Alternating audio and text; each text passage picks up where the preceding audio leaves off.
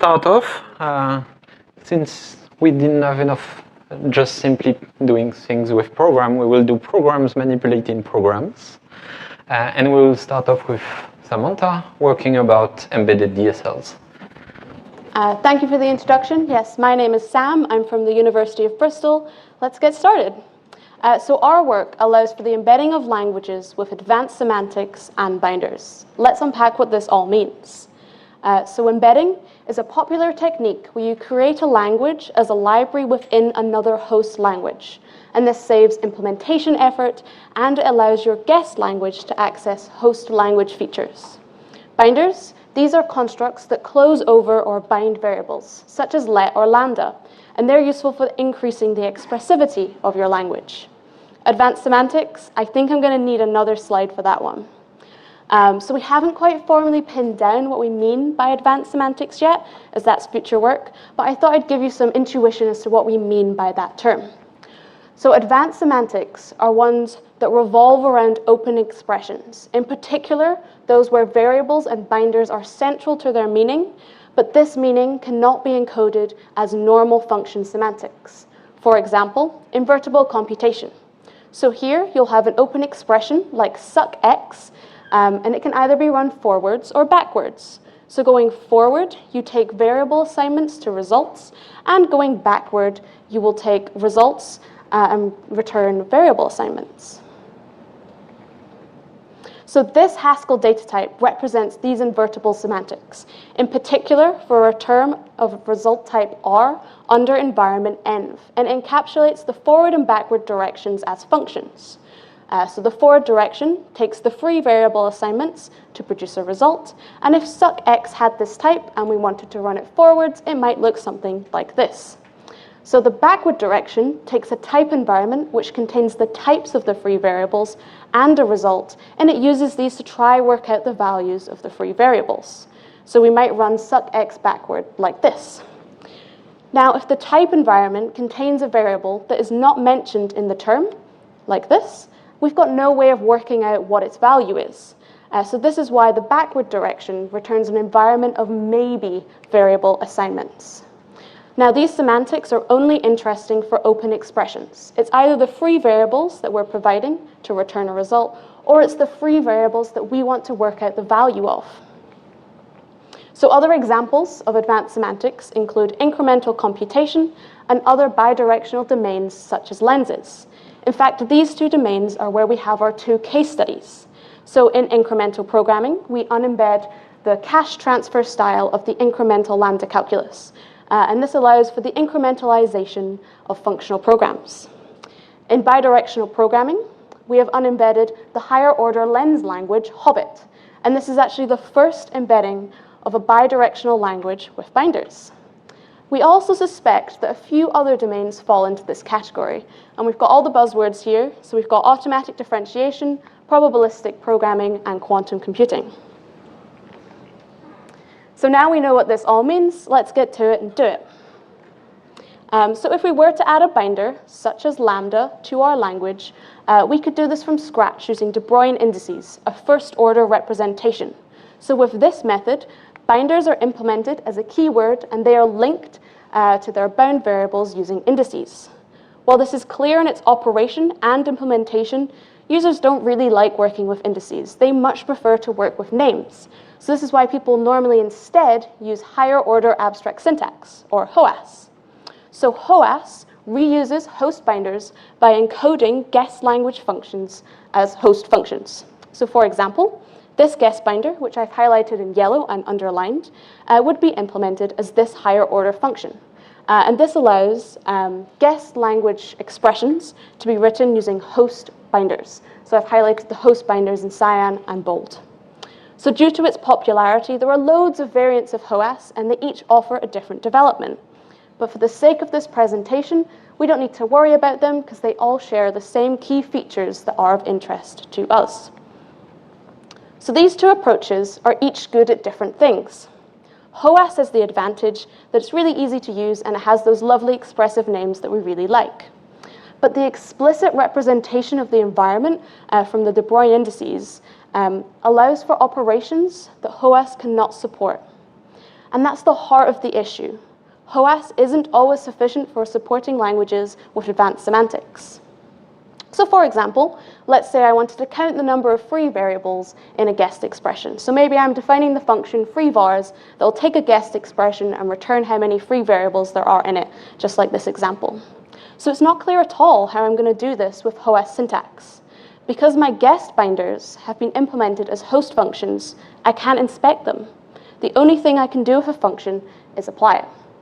And this is where the explicit syntax of the De Bruijn indices representation pays off. Because you can imagine how you might define this function. You can imagine it would walk down the term, keeping track of how many binders deep it is, and counting how many indices it sees that are greater than or equal to this value. So in this case, 0 is not a free variable, it's pointing to the closest lambda, but 3 is a free variable. Of course, I'd have to deal with multiple occurrences of the same variable, but I feel like it's quite doable in the De Bruijn syntax. And it's not just simple functions like free variables that HOAS does not support. It also doesn't support advanced semantics. And the reason HOAS doesn't support advanced semantics is because it implements its guessed binders as host functions. This is all well and good when their semantics align, but the issue lies when they don't, in the attempt to embed a guessed binder with non-standard semantics as a host function with standard semantics. So for example, maybe the meaning of my free variables is whether or not they are free. Or maybe my guessed binder introduces a function with the invertible semantics that we saw earlier. And our host might be Haskell, which only has forward or standard semantics. By implementing guessed binders as host functions, we are limiting ourselves to what host functions are capable of. So in this example, that's what Haskell functions are capable of. And all Haskell functions know how to do is take a value and substitute in the variables. So if I wanted to do my sucx example, I'd have to close over it with a host function, and then all I can do with that is provide the values of the free variables and get results. This works fine for the forward direction, but kind of leaves me hanging in the backwards direction. Likewise, Haskell doesn't support incremental functions, so I would not be able to embed an incremental language via HOAS. And the same is true for any advanced semantics. If the host language doesn't support it, I can't embed it via HOAS. Now you might be sitting there thinking, oh, but I'm a really good Haskell programmer and it's got all these cool features. I bet there's a way of doing it. Sadly, that's not the case. Even if you're an expert in the field of bidirectional programming and you've got an ICFP paper and it's journal extension and it's all about coding 2 functions at once using the Yoneda lemma, that sounds promising. Unfortunately, this doesn't help. Because of HOAS, we can't access those free variables. We just can't inspect them. So really, we do actually need De Bruijn indices. We need their power. But that's not what we want either. We want the best of both worlds. We want a way of doing it that has usable names and is easy to use, like HOAS, but also has the power of a De Bruijn index style first-order representation. Luckily, the literature has just the thing, and that's Atke et al.'s Unembedding technique. So Atke, Lindley, and Yallop provide an implementation of an isomorphism between HOAS and De Bruijn terms. In their paper, they use this for intentional analysis, and that's doing things like dead code elimination, where we remove an unused binder. So for example, the user might provide this lovely HOAS term, and you can see it's got a redundant lambda x.x in it. So we would use the isomorphism to convert that to a De Bruijn term. And just like our free variables example, performing dead code elimination is easy in a first order setting, but super hard or maybe impossible in the higher order setting. So we go to our first order setting, perform the dead code elimination, and then we can take the other side of the isomorphism to give them back what they want, their lovely HOAS term just as they want. So this is perfect. We get our HOAS interface and De Bruijn control over the variables. So our embedding by unembedding framework builds upon Atke's work to provide a way of embedding languages with advanced semantics and binders that combines the benefits of the HOAS and De Bruijn style representations. So as a language implementer, you just need to follow a simple 4-step recipe to do this. So I'm going to show you the recipe, and then we'll run through it step by step with an example. So step 1, you need to identify your semantic domain. Be it invertible or incremental programming, or something else. You need to identify it and make it concrete as a data type in your host language. Step 2. Now you need to define how each of the constructs of your language is going to behave in these semantics. Step 3. Provide your HOAS syntax. So our framework uses HOAS as a front end, and it's going to use Unembedding to connect that to your syntax, so you can just provide this as normal. So far, we've got syntax and semantics. All that's left to do is combine them together. And that is step 4. Happily, step 4 is supported by our framework, which provides lifting functions that are going to automatically connect your HOAS syntax to the semantics. So let's see it in action. For simplicity, we're going to do the simply typed lambda calculus with its standard or the forward semantics that I showed you earlier. So step 1, identify your semantic domain. So like I said, our example domain is the forward direction of our invertible programming example, which is going to take variable assignments to results. So this step is all about making that concrete as a data type in your host language. So our semantic type would be this. It contains the function from free variable assignments to results. And the free variable assignments are in a value environment. And this value environment is built upon an environment type provided by our framework, because that saves the language implementer making their own, and we provide a bunch of functions that helps them manage that environment. So essentially in this step, you're saying what it means in your semantics for a term of result type R under an environment env and what those semantics should be. So step 2, you need to define how each of your constructs is going to behave in these semantics. So for our example, the simply typed lambda calculus, we've only got 2. We've got lam and we've got app. To define their semantics, we write a semantic function over the semantic type for each. So the type of these semantic functions is probably pretty familiar. So you take a semantic term, which has A in its environment, and it can use that to make a B, and it will abstract over that to introduce a function into your semantics. So you might recognize this as the standard function introduction rule. And the type of app is very similar. Now this step is where the power of our technique lies, because it's here that you can add your advanced semantics to your constructs.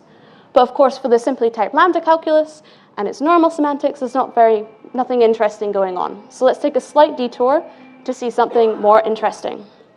So let's do our suckx example from earlier with its full invertible semantics so we can achieve the behavior that I showed you earlier.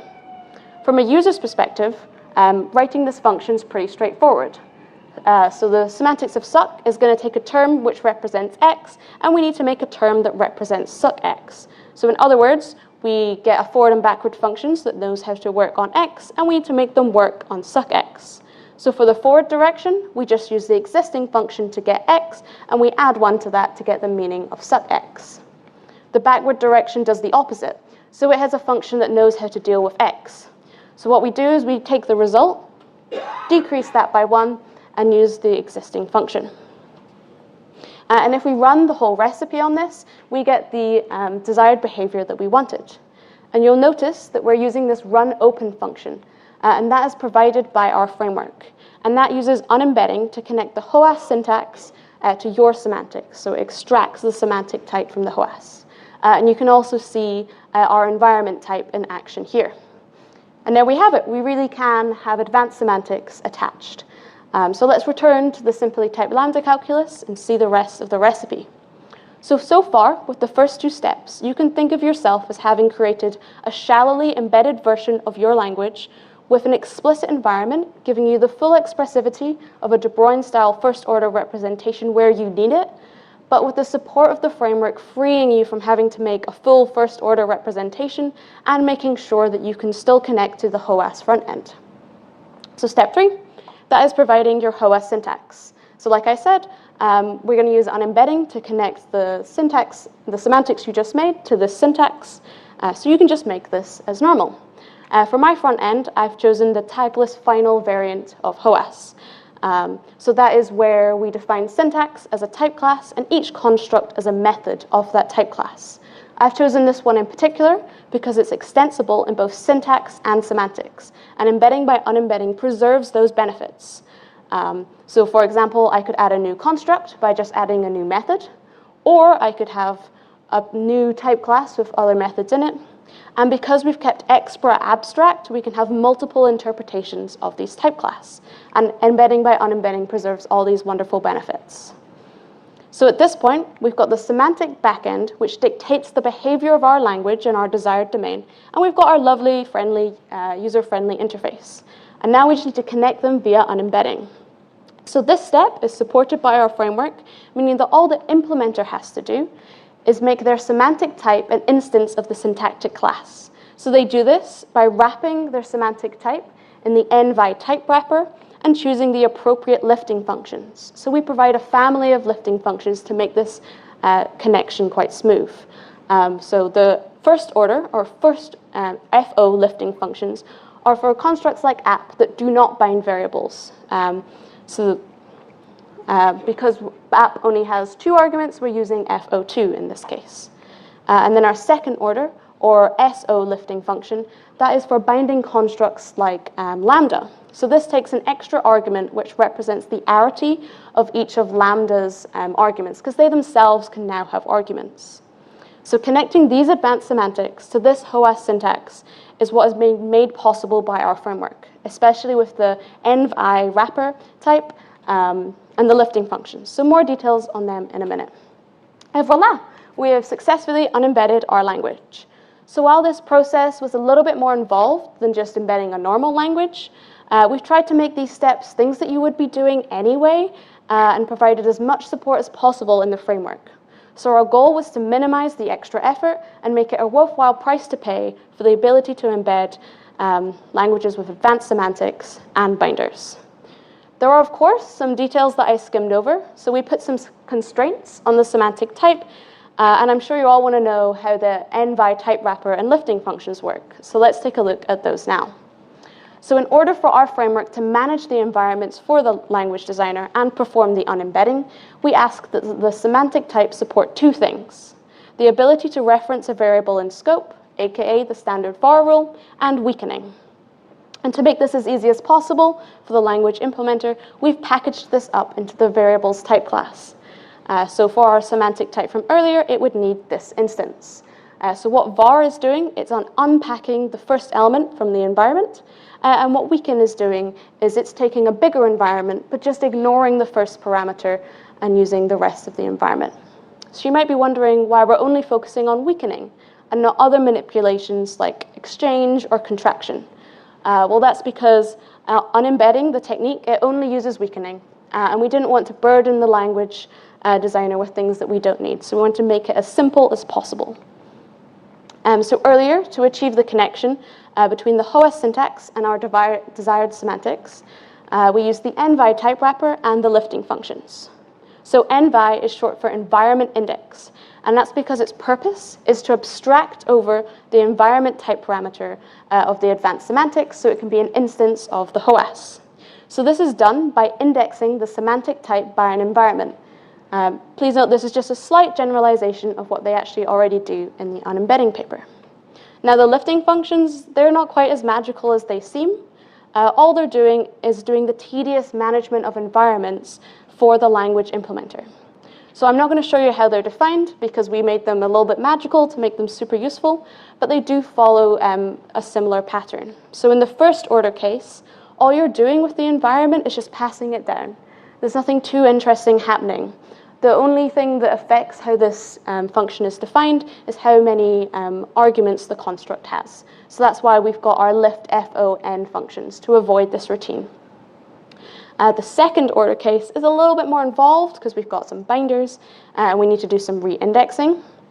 So I'm going to leave that definition for the paper, but the key point is that all that it's doing is it's just doing this tedious management of environments. So overall, our framework's just ensuring that the language implementer can get the best of both worlds between HOAS and de Bruijn-style first-order representations. So it's making sure that they can be matched up with the variables type class and reducing the burden of the first-order representation by providing wrapper functions and lifting functions.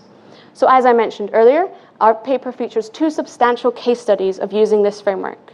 So we unembed the CTS variant of the incremental lambda calculus, and we unembed the bidirectional lens language Hobbit. So let's take a look at each in turn. Before we go, quick warning, these are full-blown case studies with advanced semantics. So I just wanted to give you a glimpse of what we've done. Don't worry if you don't follow all the details, but I wanted them to be up there in case you're interested in those domains. So our CTS case study is all about incremental computation, and that's about speeding up recomputation. So for example, if I'd summed a list, and then subsequently one element of that list was incremented by 1, it makes no sense at all to resum the list. It's much better to just add 1 to our initial sum. So the CTS semantics that we had were split into 2 parts. So the first part, which is the initializer, it takes an environment of initial inputs, and it uses that to produce an initial output alongside a cache. The second part, the translator, takes an environment of how those inputs have changed and the cache, and it changes that into how you should update your output alongside a new cache. So the nice thing about this semantic type is it's pretty much taken straight from their paper. And now, of course, this domain is all about performance. I couldn't say this is a successful unembedding without it being genuinely faster than recomputation.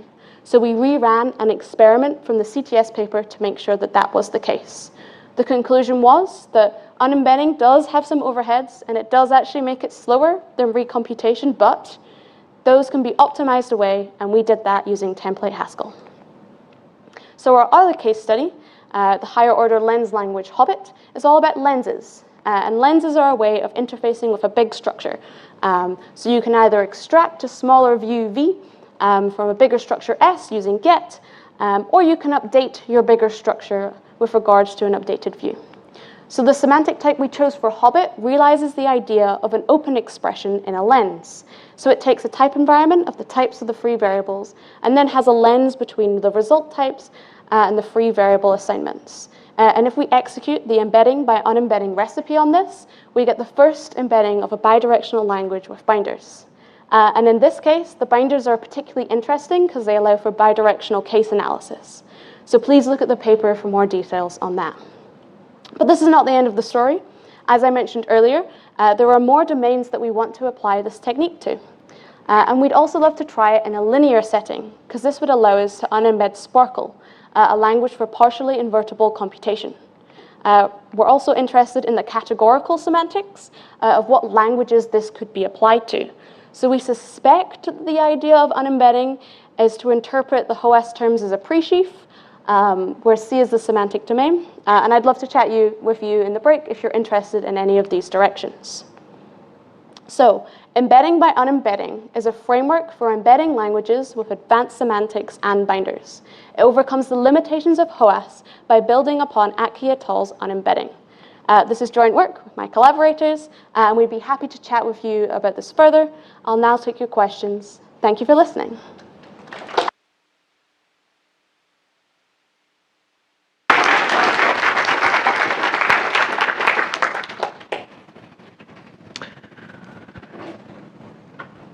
Do we have questions? Well, I have a question. Oh, go on. Hi, Christian from QA Logic. So when you showed the rules, you showed weakening, and I was like, my linear logic is not that good, but I thought that weakening is one of those rules which is not allowed in a substructural typing discipline like linear.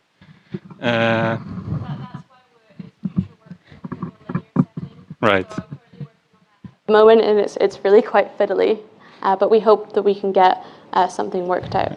And so then you just switch out weakening by exchange, or? So I think what it is you only need weakening if it's a non-linear setting.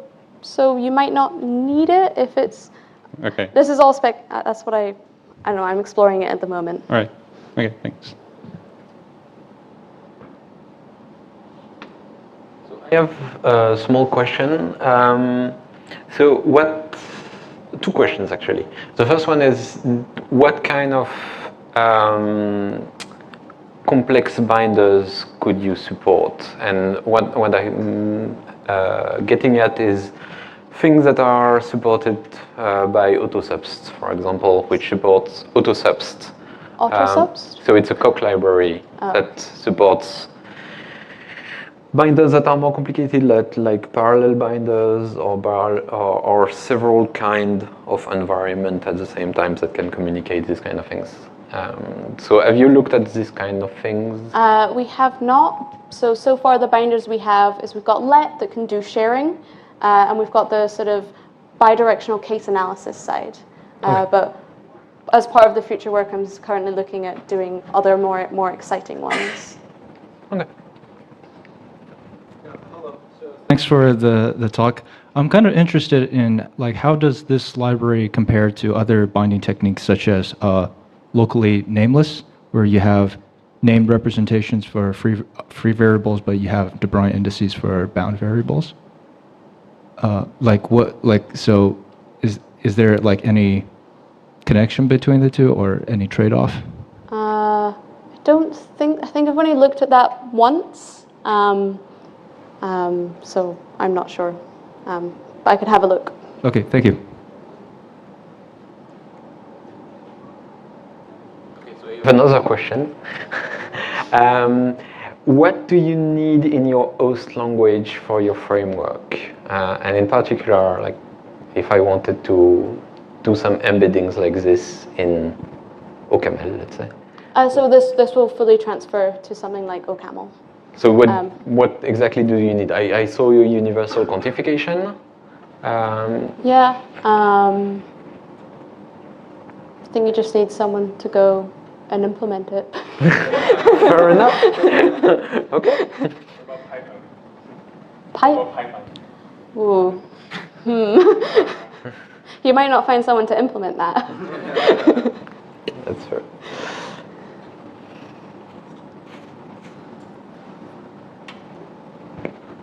Okay, thanks the speaker again.